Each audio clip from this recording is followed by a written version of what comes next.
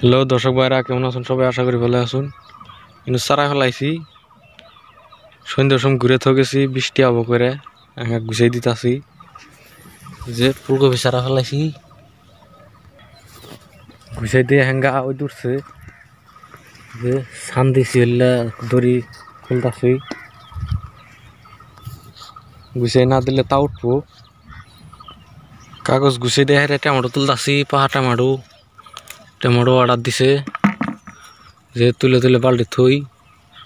Tomato শুরু কতটা আছে এলে থই না, বড়টা থইতাছে, খালি সুটটা নেই না।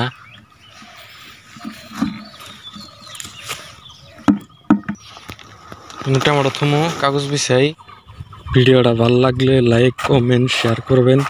ইউটিউব তো দেখলে সাবস্ক্রাইব করবেন, ফেসবুক তো দেখলে ফলো করবেন।